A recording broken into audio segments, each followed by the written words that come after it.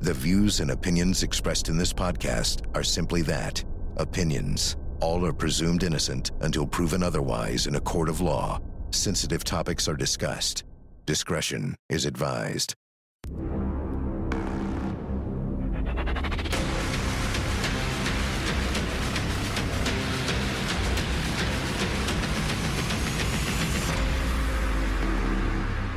I'm Vinnie Politan. The subject of my investigation is the newest twist in the case of the accused Gilgo Beach, Long Island serial killer. An arrest of a second suspect connected to two of the bodies. Here's the story. Along the windswept shores of Long Island, a dark secret slept beneath the sand. For more than a decade, the remains of young women, escorts, mothers, daughters were unearthed near Gilgo Beach, their lives silenced and their stories buried. The community was haunted by whispers of a calculating predator, someone who blended into suburban life while carrying out unimaginable acts of violence. Investigators pieced together a chilling puzzle: burner phones, burlap wrappings, and digital trails leading back to an unsuspecting home. The suspect, once seen as ordinary, was anything but. In court, prosecutors describe a monster hiding in plain sight. Neighbors recall a man who waved, smiled, and kept his secrets buried deep. As the trial looms, another one of the unsolved cases has resulted in an arrest. But this time, it's not the accused serial killer. It's a second alleged killer linked to Gilgo Beach. This is a huge, major twist in all of this. Don't forget how all this started. It was a search for a woman named Shannon Gilbert. They start looking for her, and they start finding body after body after body after body, and everybody knew we had a serial killer.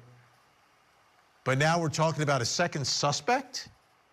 Let's bring in Court TV field reporter Cody Thomas.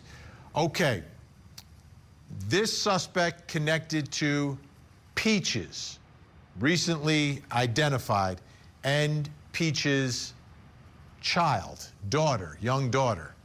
So how does what we know about Peaches and her remains compare to the other victims in this case who've been linked to the serial killer, right? So the remains of the serial killer's alleged victims versus Peaches, the alleged victim of this second suspect.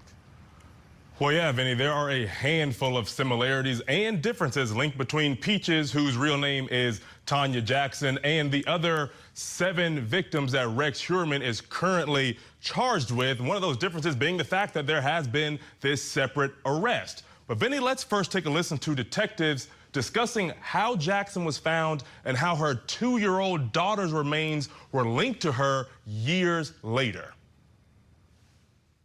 The first victim is an African-American female. She was located over 27 years ago. On June 28, 1997, her torso was found in the Hempstead Lake State Park, which is located within Lake Mead, New York. This victim had the tattoo you see up on the screen on her chest. It's a heart-shaped peach with a bite out of it with a drop coming from it. Based on this tattoo, the victim has commonly referred to as Peaches. The second victim was Baby Doe. Baby Doe was the second victim discovered just over 14 years ago, on April 11th, 2011. She was found near Ocean Parkway in Babylon, New York, and has been included with the Gilgo Beach murders. This victim was a toddler.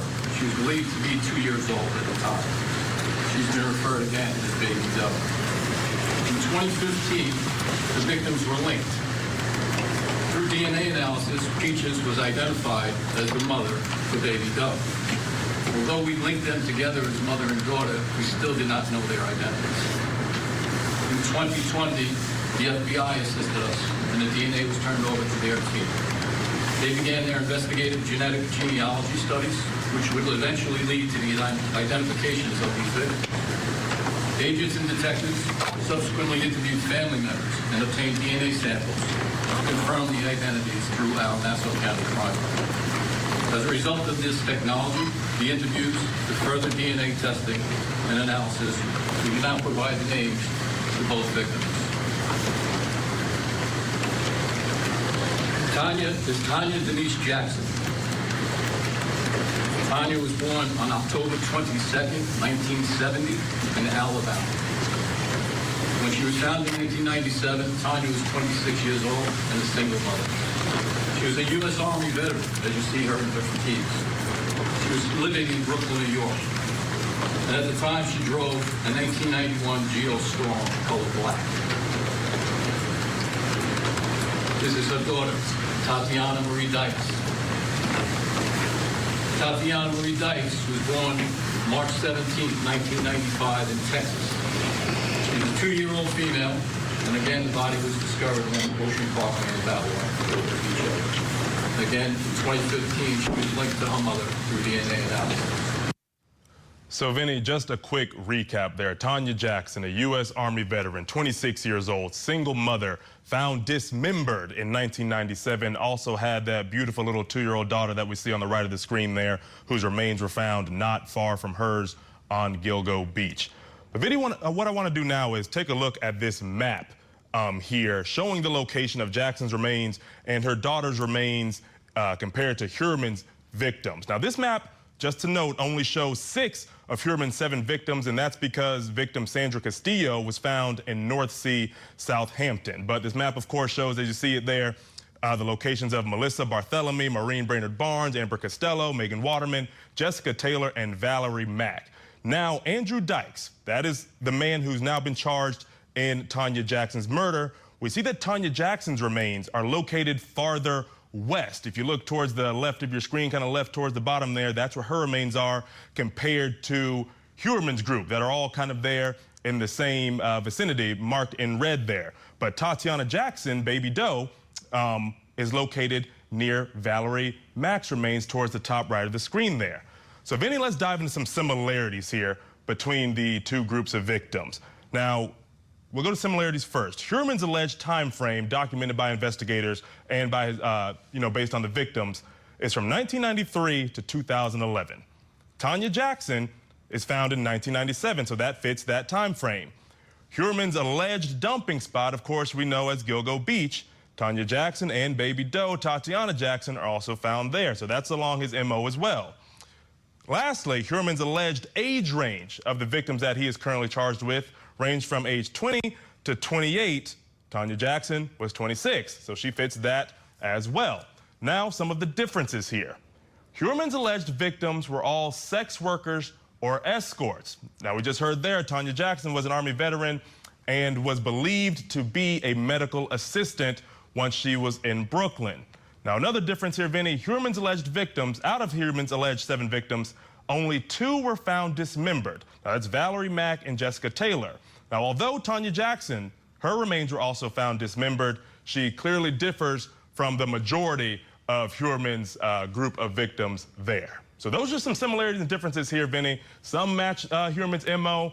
We have to see how this develops now with this new arrest. But I just want to clarify one thing here. Valerie Mack is the one who was found close to Tatiana, and Valerie Mack is one of the bodies that was dismembered. That's absolutely right. Found in close vicinity to Tatiana, just a few miles down the beach away from Tanya Jackson. But yeah, Tanya Jackson was found dismembered. Valerie Mack also found dismembered near Tatiana. Okay. Cody's going to stick around this whole hour. We need a lot of help going through all of this new information. Brings us to the first question in our investigation. Why do police believe the accused serial killer didn't commit these murders?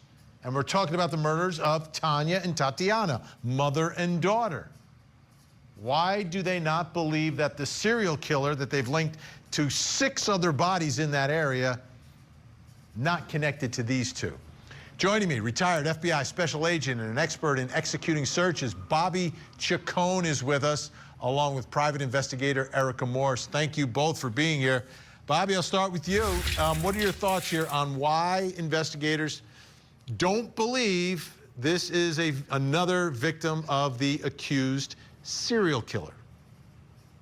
Well, I think there's significant differences. The chart that Cody laid out on where the remains were found, actually Tanya's remains were found only some of her remains were found on that barrier island where the rest of the body was found. Her torso was found much further up north on Long Island, on the body of Long Island, up in Hempstead Lake State Park. I was born in Hempstead General Hospital. I know that area. Her torso was found there, in 1997. Then in 2011 is when the baby and the rest of her remains are found on the barrier island, right? So there you see where that's only some of Tanya's remains were found there. Her torso in 1997 was found in a different area, actually much further away. So there are significant differences. My question is, the way you frame the question, I think is in reverse. It's why should police believe Heuermann is connected to these murders? Because remember, obviously the cornerstone of our system is the presumption of innocence. So he's innocent of all of these crimes until we include him in. So the more question would be, as an investigator, would be why we believe he did do this. So there are significant differences. As Corey pointed out, she wasn't a sex worker. The person that was arrested is the baby's father. You know this, he has Dykes as the last name. The baby's last name is Dykes. So he had a connection to this victim. This was probably intimate partner homicide, which is a very common thing these days, unfortunately.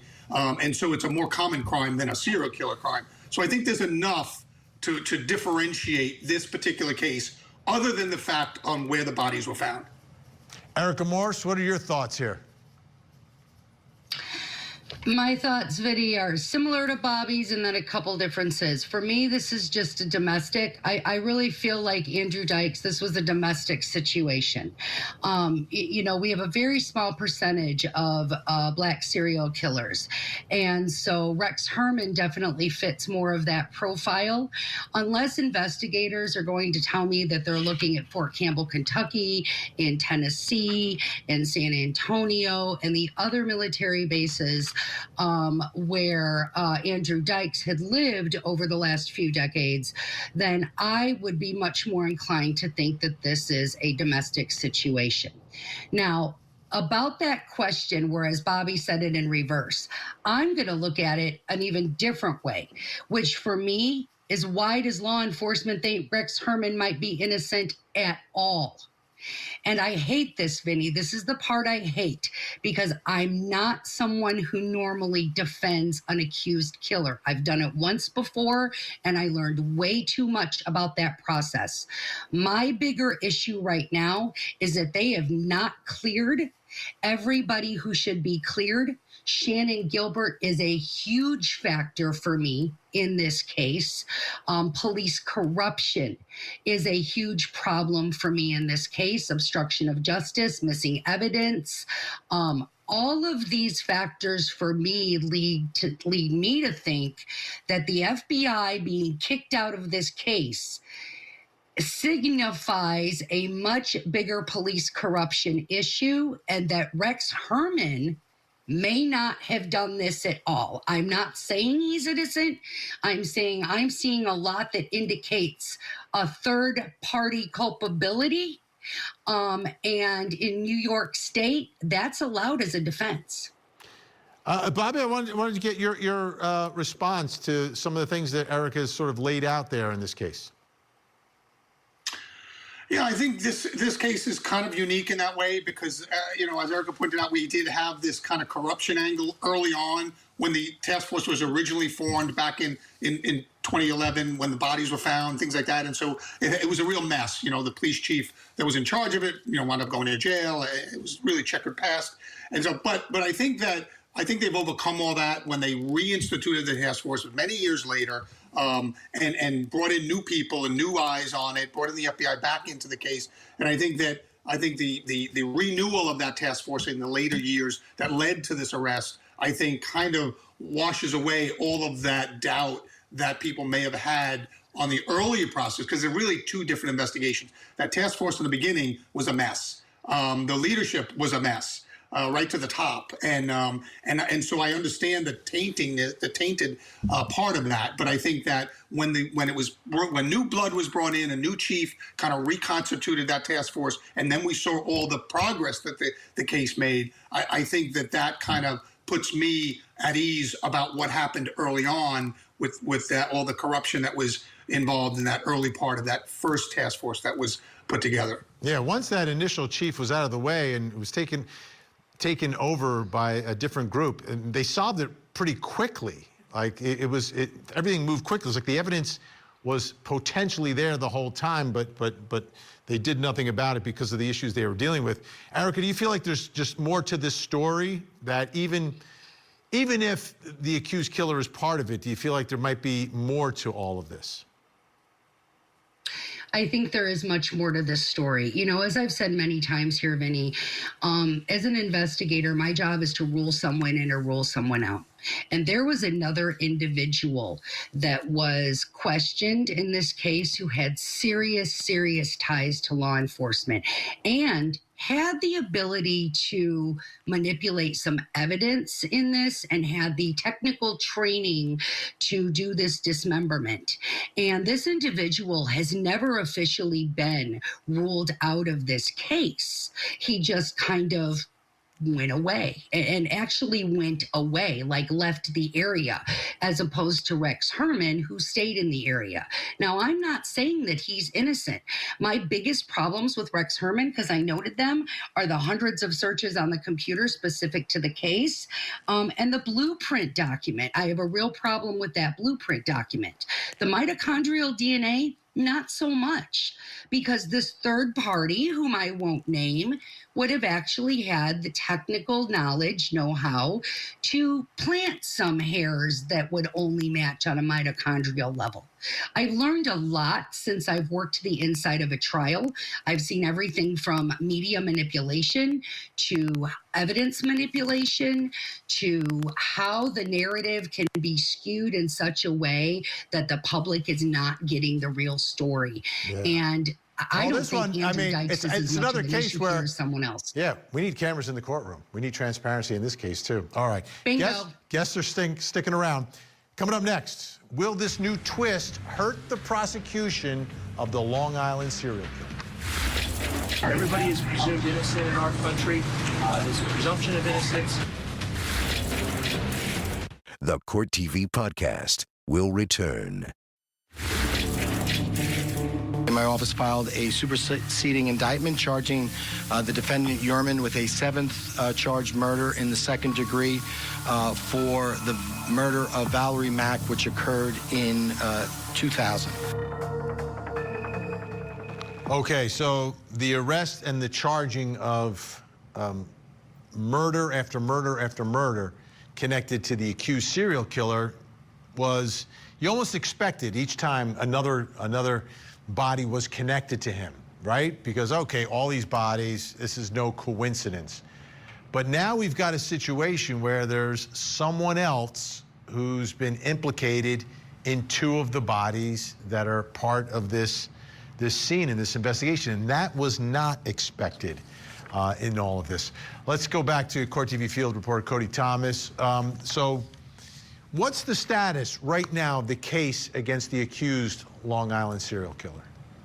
Well, Vinny, there has been a handful of legal battles since Rex Heuermann's arrest in the summer of 2023, but things are continuing to move forward. Now, the most recent developments as of September of 2025, a judge has ruled that Heuermann will undergo one single trial for all 7 victims at the same time. Now, his defense had initially sought to break the cases up into separate trials, but of course the judge sided with the prosecution in this one.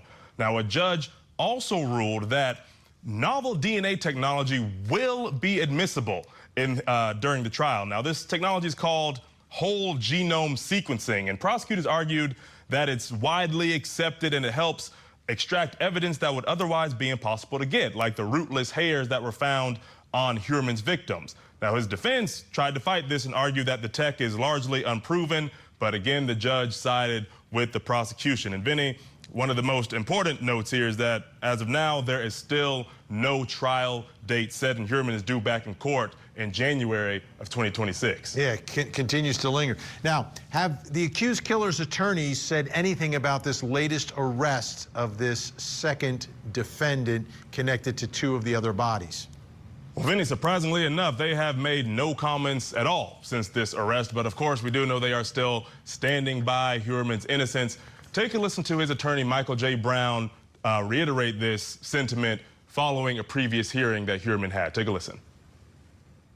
It's extremely circumstantial in nature. In terms of speaking to my client, the only thing I can tell you that he did say as he was in tears was, "I didn't do this." We obviously don't have any evidence. This is the beginning of the case. Everybody is presumed innocent in our country. There's a presumption of innocence, and we're looking forward to fighting this case in a court of law. So, Vinnie, of course, that was following a hearing right when this whole thing got underway a couple of years ago. But they are still standing by his innocence. And, Vinnie, although we still don't have a specific trial date, it is still believed that this trial will take place at some point in the year 2026. All right, thanks so much, Cody. And that brings us to the next question in our investigation, which is all about the latest developments here with this arrest. Will this, meaning this arrest of a second suspect, hurt the prosecution of the accused Long Island serial killer? Still with me, retired FBI Special Agent Bobby Chacon, who is also an attorney, and also joining me, criminal defense attorney, represents the family of one of the victims, Shannon Gilbert. John Ray is with us as well. John, let me begin with you. Do you think this latest twist impacts and harms the prosecution of the accused serial killer? Very likely it does harm the prosecution. And that's complicated even more by the finding of Castilla, the girl that was originally the police openly spoke about as having been murdered by John Bitroff, who was convicted of murdering 2 other sex workers and dumping them in Suffolk County. But for years they were just saying, well, you know, they just didn't have enough evidence to nail him yet. But it turned out they were completely wrong. And it was Heuermann's hairs that were found, or at least his first wife's hairs, I believe, and perhaps his, I think, were found on Castilla. So, and now he's charged. So this is 2 out of 2. And I've said right from the beginning in this case, I've been in since 2011, that there are multiple killers in this, and that there could even be group killings. One of the things you need to keep in mind is that all of these people, including Mr. Dykes, have all people involved in this case, not all, but most, are involved in medical technology. They're in the same field. This fellow Dykes was, he was very highly skilled, apparently, 20-some-odd years in the U.S. Army as a medical technologist, as basically a PA, and also trained for combat. And so he had the ability to repair wounds in combat. So he had the ability to commit the chopping up of his wife or his girlfriend. And he's one medical technologist. Another one is Asa Ellerup, who I've said from the beginning should be a suspect. She had a medical technology in Long Island Jewish. She was a certified registered nurse, and she worked there. Peter Hackett, who we have sued as being involved in the disappearance and ultimately what we say is the murder of Shannon Gilbert. He was the police surgeon of Suffolk County, and he maintained surgeon tools in his home. I took his testimony to that effect. I have a feeling that's who Erica was referring to, but he is a medical technologist. His wife, likewise, was in the medical field of hospice care. And so if you look, I mean, all these people are in the same field. And here we find these bodies in the same places with the same kinds of inflictions of horror. And then put where they are. Think about this guy. Why does Dykes dismember his wife? And you'll notice they didn't bury these body parts or put them in a garbage disposal place or anything like that, or dump them upstate in a mountain. They put them where both Heuermann and this guy Dykes put these bodies all in, basically in an area that people are used for recreation. Hunters use, duck hunters, including Heuermann, who was a duck hunter, in an area where they could be discovered. And they weren't buried. None of them were buried. So there's something common in all these killings. Then ask yourself, why does this fellow Dykes he's charged with the murder of his girlfriend, wife, I'm not sure what she is, but not with the murder of his child. Of Tatiana, that's correct. That is a big deal. It hasn't happened yet. Before we run out of time in this segment, Bobby Chacon, your thoughts. Does By this the way, Bobby's from the same hospital. There you go. Where Peter Hackett and his father where Peter Hackett had his leg amputated at Hempstead General Hospital. Bobby, you were born there, right? That is correct. Yeah. Sorry. No, that's fine, John. Bobby, what are your thoughts here? Does this harm the prosecution, this new twist? I mean, I think the defense will try to make something of it if they're allowed to introduce some of that. But I don't think it will harm it. I think, remember, even though all of these cases can be tried together, each homicide must stand on its own. They must prove beyond a reasonable doubt to the jury each and every single homicide that he's charged with. And I think that the defense will try to bring this up and muddy the waters, as they usually do, and it's quite frankly their job to do. But I don't think the jury will be swayed too much by this. Particularly what hurts the defense in doing that is Dykes' relationship to these victims. And so, you know, it's much easier to see that this could have been either, like Erica said, a domestic violence, or I call it an intimate partner homicide. So I think that it could have been much more reasonable to assume that that took place. They are obviously charged Dykes with this murder, so they have more than what we know. They have enough that they think they can prove he killed these two beyond a reasonable doubt, or at least the adult female beyond a reasonable doubt, or they wouldn't have filed charges. So we're not privy to more of that. They may have had a history of domestic violence in this relationship. We don't know, but we do know that they have more than they've told the public. And so they filed those charges with the confidence that they have enough to obtain a conviction. All right, Bobby Chacon, always great to have you on the program. Always connected to all the locations and every story we cover. It's unbelievable. John Ray's going to stick around. Still to come, did Andrew Dykes have a motive for the murders?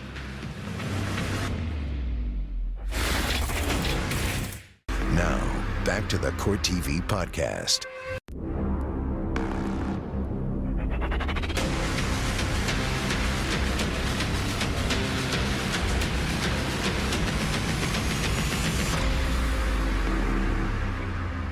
I'm Vinnie Politan. We continue our investigation of the accused Gilgo Beach, Long Island serial killer and the arrest of a second suspect connected to two of the bodies.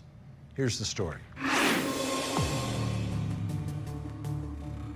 Shannon Gilbert's frantic 911 call still echoes through the fog of Gilgo Beach, a terrified young woman running barefoot through the dark, pleading for help before vanishing into the marsh. Her disappearance in 2010 would expose a far deeper horror lurking along the Long Island coast. As police searched for Shannon, they unearthed the remains of other women, each with a hauntingly similar story, each discarded near the same desolate stretch of sand. The result was the arrest of a father who is now an accused serial killer. He denies the charges. And now a new twist in the Gilgo case. A second alleged killer has been arrested, connected to two of the victims. Will this shake up the investigation and the upcoming trials? What a twist. What a twist in all of this. Let's bring back in Court TV field reporter Cody Thomas. Okay, let's talk about this new suspect connected to Peaches, Tanya Jackson. What do we know about this guy? Well, Vinny, there isn't much information out on this man currently, but of course we do know his name is Andrew Dykes. Now, he's only 66 years old, and he was taken into custody near Tampa, Florida for the murders, of course, of Tanya Jackson and her 2-year-old daughter. Here's the kicker, Vinny, that he is the father of. Now, Dykes' son, 43-year-old, another son he had named Andre Dykes, spoke to local outlet Newsday following his dad's arrest. Newsday says, quote, Andre Dykes of Orlando, Florida, told Newsday his father, Andrew, is a loving dad and retired Army veteran and Tennessee State Trooper. None of it makes sense, Dykes said of his father's arrest. He's a teddy bear, my dad. It's just not possible. I can't even imagine something like this being done by him. Dykes said his father denies any involvement in the killings and is holding out hope he will ultimately be acquitted. The whole narrative that my dad was trying to, or he killed her to keep it from my mother, is not true because my mother obviously knew, Dykes said. The military knew. Now, Vinny, also according to this reporting from Newsday, Andrew Dykes' son says Dykes' wife knew he'd had the baby Tatiana with another woman and that he had had another daughter with another woman, meaning that he had 2 affairs in the late 90s.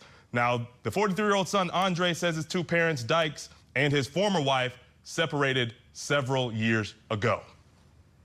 So there's another, okay, that's huge, right? So there's another woman that he was with, who he fathered a child with, and that woman and that child both alive, correct? Correct. That's absolutely right. So he had a wife, Tanya Jackson, Tatiana Jackson, who are deceased, but he also had another woman, and that child are still alive, yes. All right. Thanks so much, Cody. Interesting. It brings us to the next question in our investigation. It's about the new suspect. Did Andrew Dykes have a motive for the murders?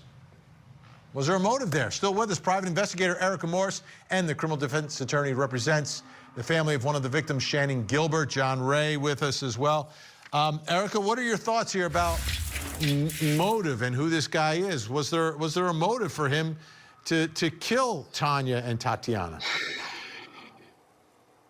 Oh, I mean, absolutely. I mean, in terms of what Bobby said, the intimate partner violence, it could be anything from a child support or I'm going to go to your wife. It's a domestic. Well, we're here, situation. Erica. The only reason I'm saying it is that his son is saying, listen, Mom knew about this woman. He knew about another woman that he had a child with. That woman and her child are alive. Why would this woman and this child be killed? So that's kind of the crux of it. You think it could just be...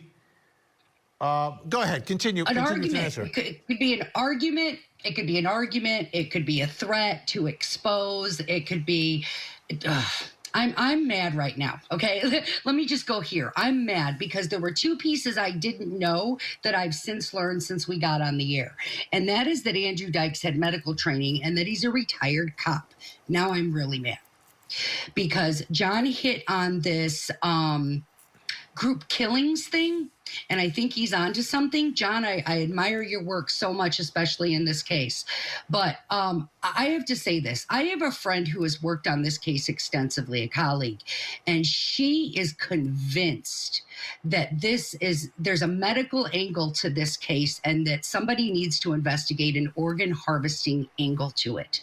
And we've talked extensively about it over the last couple days. I see John nodding his head over there.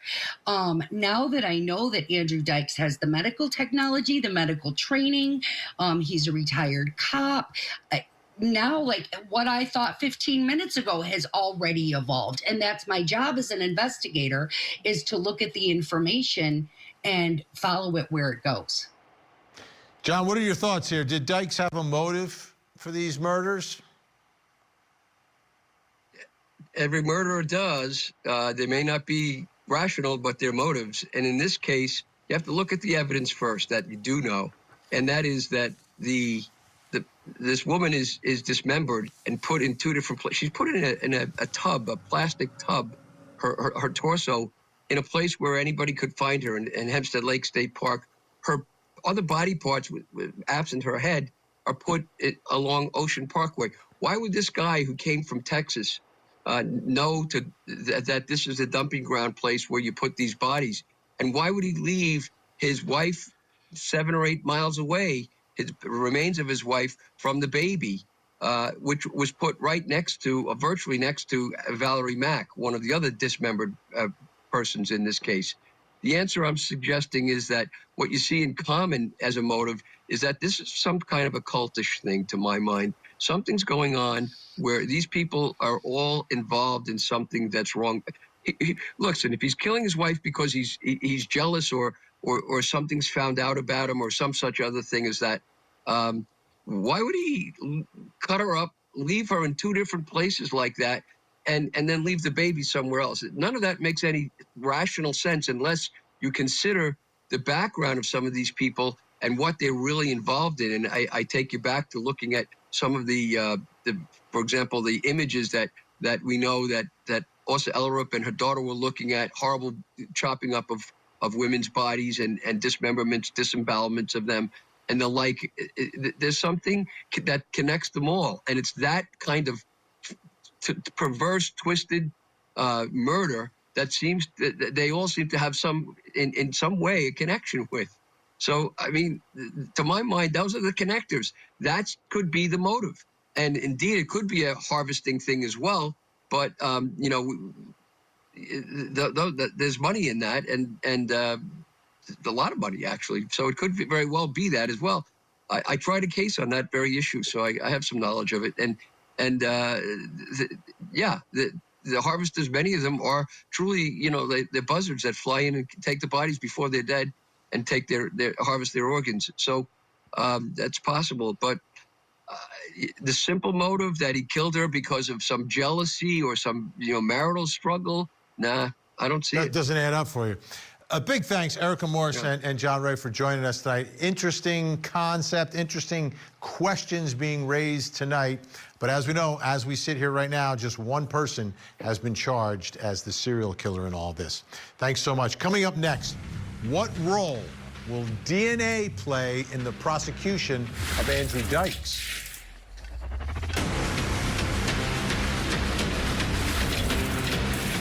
This is the Court TV Podcast. There was an abandonment sample obtained from the defendant via the pizza box, and the pizza that was in the pizza box, a DNA profile was obtained from that pizza. Subsequent to the defendant's arrest, a buccal swab was taken of the defendant. A DNA profile was obtained from that buccal swab, and the buccal swab of the defendant matches the DNA profile from that of the abandonment sample in the pizza box. And that's why you always eat the crust of the pizza. Unbelievable, right? It was a pizza. That's how they got that final piece to connect the suspect in the Long Island serial killer case. But now there's a new twist, and there's a second suspect for two other bodies. Let's bring back in Cody Thomas. Cody, how did they track down this suspect, Andrew Dykes? Well, Vinny, Andrew Dykes didn't come on the radar until Baby Doe, the 2-year-old Tatiana Dykes, was identified. Now, they traced Tatiana's birth records back to Texas, where she was born. That's where they found Andrew Dykes labeled as the father on the birth certificate. Now, Dykes' son, 43-year-old Andre Dykes, said he was contacted the day after his father's arrest, and he told the local outlet Newsday, quote, "The detective said there was DNA at the scene and that he was 100% certain that my dad committed the murders," the son said. Now, Vinny, according to Newsday, Andre Dykes says that he believes investigators are just throwing something at the wall to see what sticks. But also, according to that reporting, it says that Andrew Dykes does not have an attorney just yet, but I'm sure that will change here in the near future. All right, Cody Thomas, great reporting tonight. Appreciate it. That brings us to the final question in our investigation this hour, which is, what role will DNA play in the prosecution of Andrew Dykes? Is this another DNA case? We have two forensic DNA experts joining me tonight, Susanna Ryan and Angela Ross with Independent DNA Consulting. Thank you both for being here. Susanna, I'll begin with you. What are your thoughts about the role of DNA in the prosecution of this second suspect? I think it's going to depend on the relationship that these two individuals had at the time. And what I mean by that is, were they still boyfriend and girlfriend? Was there some sort of contact between them that we would expect to see DNA from Andrew Dykes on Tanya's body? So I think that that's one of the key factors. If they did not have a relationship at the time of her death in 1997, then it's more difficult to explain his DNA, let's say, on her body or under her fingernails or something like that. Now, on the other hand, if you have DNA at the crime scene, what I would be looking at is that Rubbermaid tote that she was, her torso was discovered in. I'd be looking at the handles of that. Who carried that Rubbermaid tote? Who touched that? That might be more compelling information DNA-wise than, for example, a sexual assault swab that had his DNA present. Yeah, and Angela, you look at this case, the DNA, it took a while, but they used the genealogy, and they were able to first figure out that the child and Peaches, Tanya, were related. Then they had to get their identity. Then they find out who the father is. What are your thoughts about how all of that sort of plays out, and are any of those pieces things that can be challenged? Is it easier to challenge DNA evidence in a case if the suspect is related by blood to one of the victims? Well, like Susanna was saying, it just really depends on their relationship at the time. So we know that if somebody is cohabitating or if they're still married, boyfriend, girlfriend, frequently being around each other, then we would expect their DNA to be on their body, like she said, under their fingernails or anywhere else on their body, even on their neck or even a sexual swab. So a lot's going to depend on what was their relationship at the time. And I think, Susanna hit on that really well as far as that's, even though we matched them up as knowing that, that this was the child, they were able to match that up years later. And then we figured out who the father was, that's great. But if they didn't have any contact for 2 years, 1 year, or however long it was, then finding his DNA on his body, or like Susanna said, even on that tote, could be extremely significant in breaking the case open. Susanna, something else that happens in every trial I cover, right? There's these battle of experts and different interpretations of evidence. Is there any way that Andrew Dykes' daughter, Tatiana, her DNA that is found maybe on the tote, maybe on her mom, could be confused with his DNA because they're related by blood? If that's his daughter, could his daughter's DNA, if it's a partial sample, could it be confused with his DNA? I would say no, and the main reason being that she's a female and he's a male. So we're going to have, we can tell based upon the DNA whether we're dealing with a male or a female sample. In addition, the only way you could have some confusion in that matter is if you had all three individuals' DNA present, if you had Andrew and Tanya's DNA. Now their DNA is going to make up perfectly Tatiana's DNA. So there you can have some confusion, or if there's a mixture. But in this case, no. If you had Tatiana's DNA, that would be a unique DNA profile. Yes, she would share half of her DNA with her mother and half with her father. But what would differentiate that would be that locus or location that we look at that is specific to males or females. And we would not see that male chromosome present.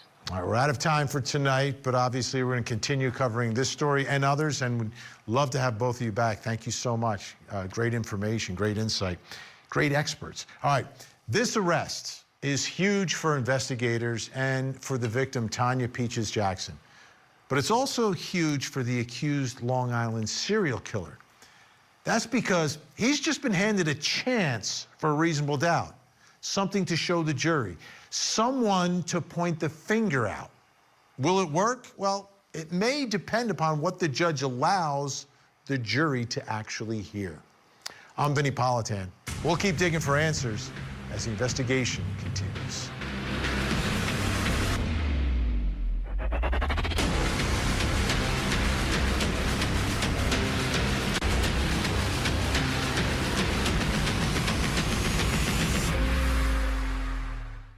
There you have it. If you want to see more in-depth reporting on the latest true crime stories, you can see me every weeknight, 8 p.m. Eastern on Closing Arguments. Thank you so much for downloading. And as always, please don't forget to hug the kids. This podcast is a production of Court TV. Go to CourtTV.com for more content, trials on demand, and to find out how to watch Court TV in your area.